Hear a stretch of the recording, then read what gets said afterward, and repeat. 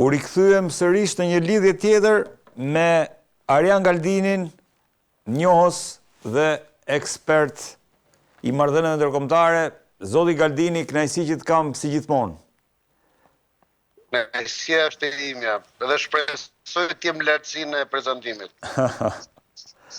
Arjan, më në fund, ajo që po pritej dhe që po zihente ndodhi Shtetet e Bashkuara të Amerikës bashkë me Izraelin në një operacion që njihet si dorë më dorë, hand to hand, kanë sulmuar Iranin. Irani nga ana tjetër është kundërpërgjigjur dhe ka vërtetuar atë që ka thënë, ka goditur bazat amerikane në gjitha vendet e gjirit, në Bahrein, në Kuvajt, në Emiratet e Bashkuara, në Katar.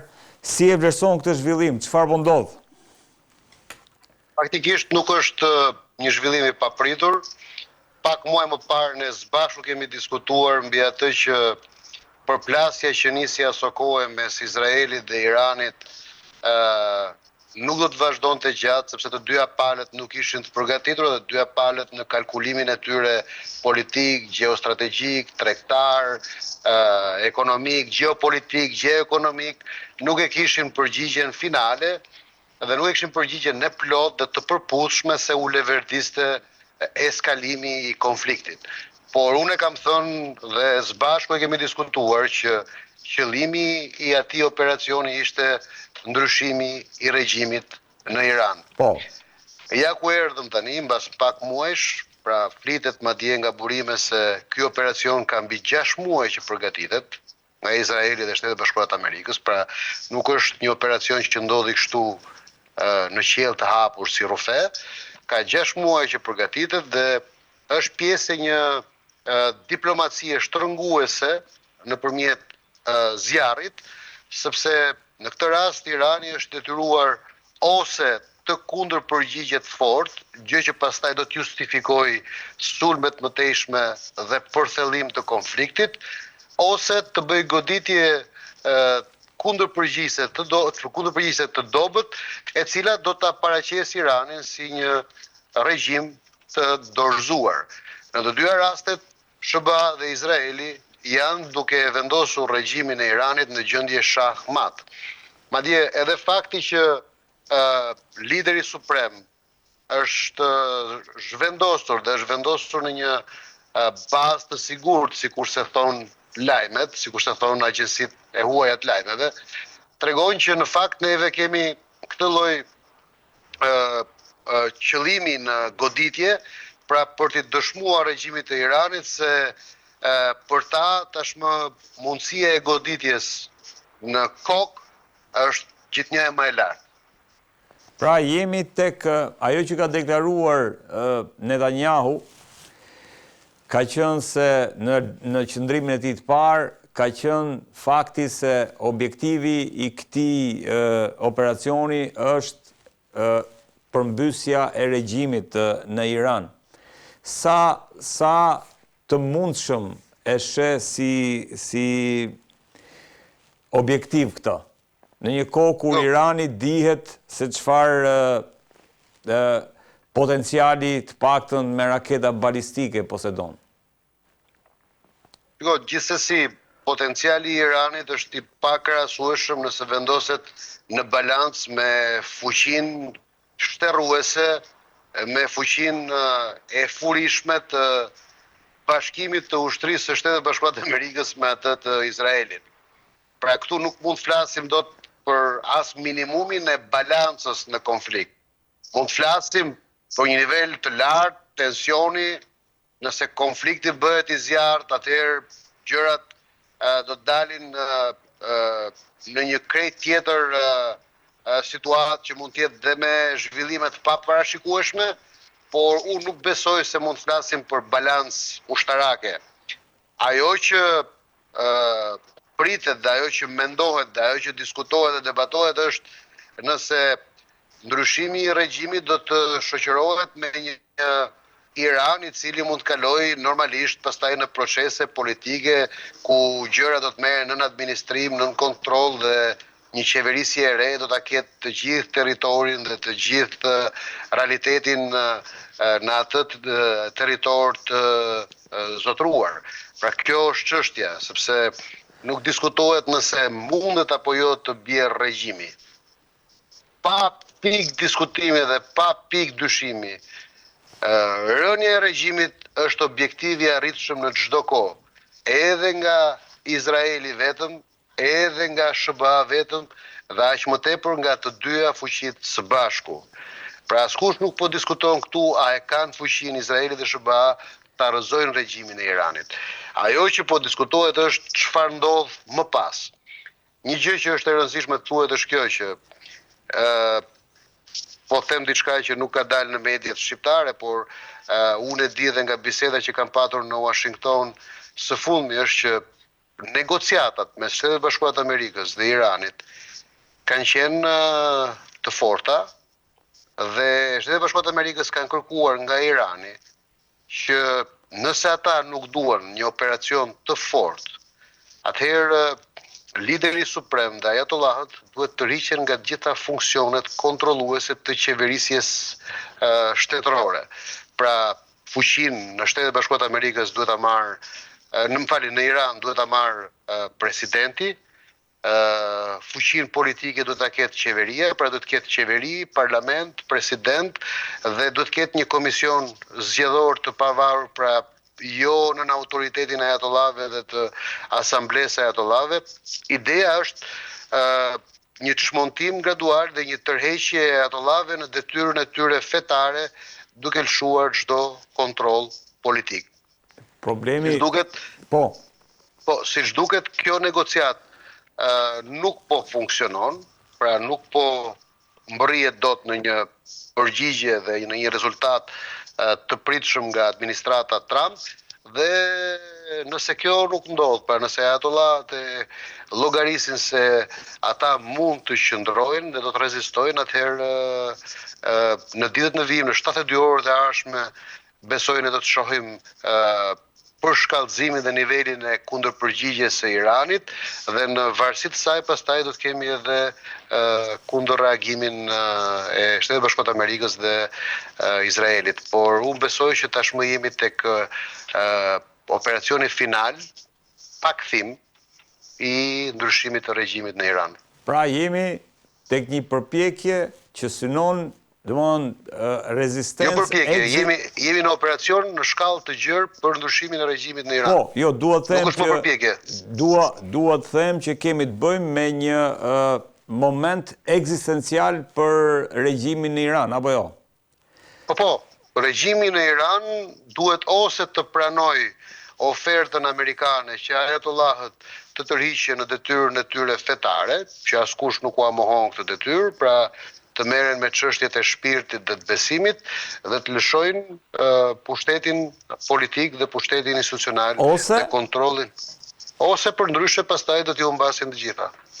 Po, a nuk ka rrezik kjo që të kthehet në një luftë totale rajonale siç kanë parajmëruar ajatollahët?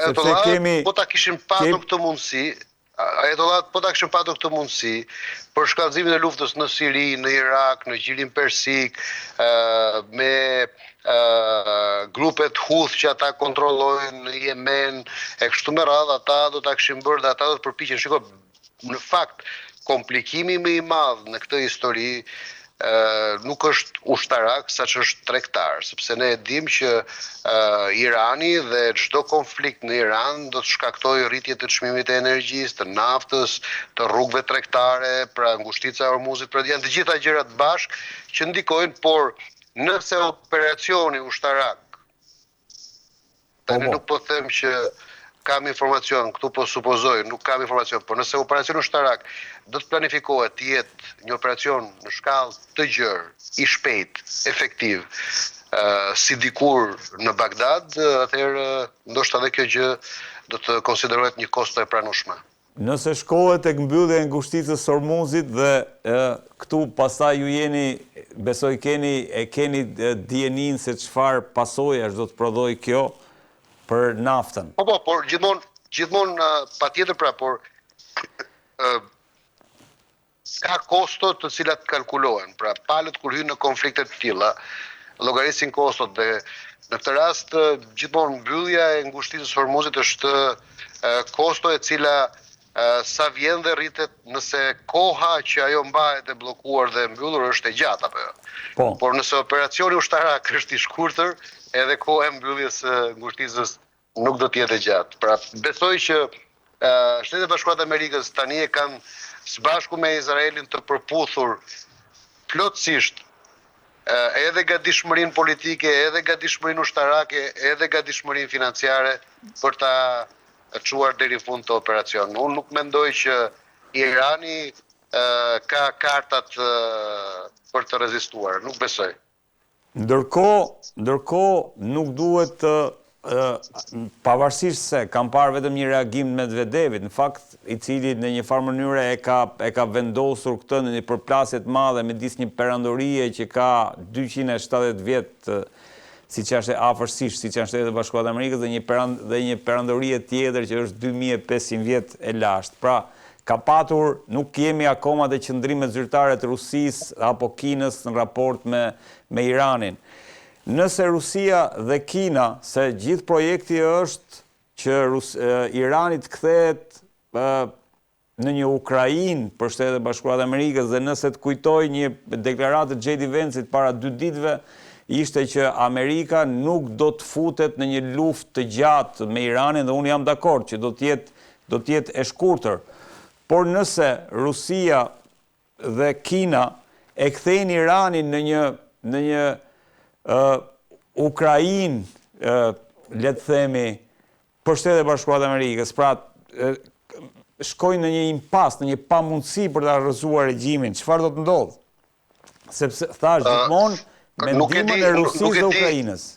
Nuk e di, por besoj biem dakord në një gjë që Medvedevi është thjesht gjua e maskuar e një Rusie që nuk ekziston më, e një Rusie e cila përpiqet të qëndrojë aty e frikshme si një perandori e dreqit e cila ka fuqi potenciale, ka mundësi, ka mekanizma që të shkaktoj trazira të mëdha në botë. Por kjo nuk është e vërtetë.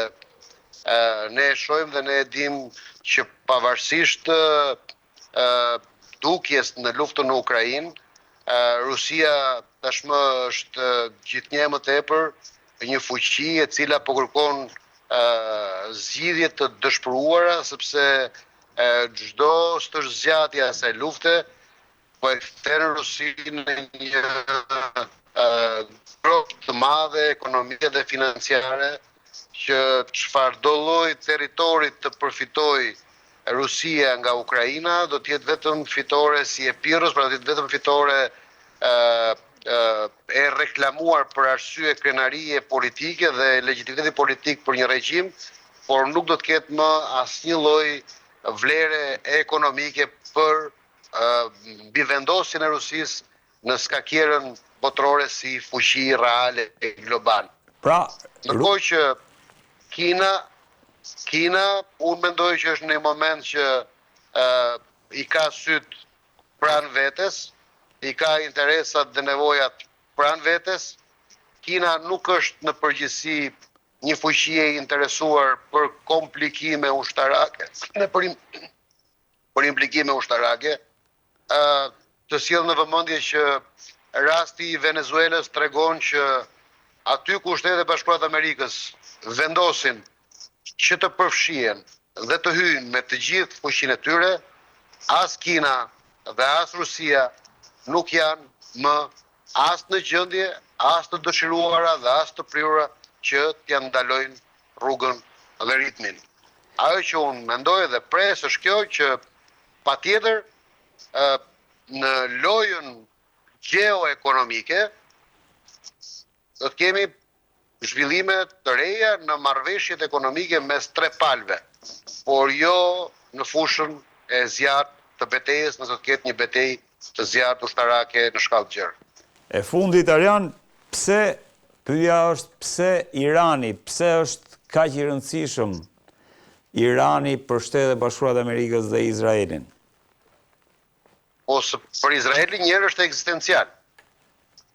Për Izraelin, fuqia e Iranit është ekzistenciale. Për Shtetet e Bashkuara të Amerikës është rivendosje e hegemonisë dhe fuqisë tyre në lindjen e mesme. Është rikthim total i plot i Shtetet e Bashkuara të Amerikës në lindjen e mesme. Edhe pastaj, në atë që quhet gjua ekonomike, gjua e tregjeve, gjua e energjisë, gjua e geopolitikës dhe gjua e geoekonomisë, Shtetet e Bashkuara të Amerikës, pas Venezuelës dhe pas Iranit dhe pas rivendosjes kontrollit tyre të plot në linjen e mesme, rikthehen si fuqia absolute e pa diskutueshme globale, të paktën edhe për 100 vitet e ardhshme. Arjan, të falenderoj shumë që të kisha. Edhe unë të falenderoj shumë dhe të jam mirënjohës për mundësitë që më jep. Dhe diçka tjetër që megjithatë ne nuk do të jemi të lumtur nëse ma lejon këtë gjë, Po, patjetër. Bota është në një gjendje të tillë që sot shumë çka është nxitse apo shkakton luftra të cilat edhe mund dalin jashtë kontrollit. Duhet ta themi këtë gjë që kur flasim për luftë, përtej asaj që ne themi edhe në mënyrë imperative, siç gaboj ndonjëherë unë që flas në mënyrë imperative, që flas sikur e di çfarë do të ndodhi, por më tepër unë flas për logjikën dhe matricën analitike se çfarë mund ndodhi, jo se unë e di se çfarë do të ndodhi. Pra, duhet ta bëj këtë dallim, por prapse unë kam kujdesin njerëzor dhe intelektual dhe qytetar që them që aty ku ka luftë, rreziku është i lartë sepse gjërat mund dalin jashtë kontrollit. Pra po jetojmë në kohë të cilat e kanë gjithçka të mundshme dhe të hapur në tryezë. Arjan, të falenderoj. Edhe unë falenderoj shumë. Kënaqësi. Ndërkohë, bëhemi gati për pak për një lidhje tjetër.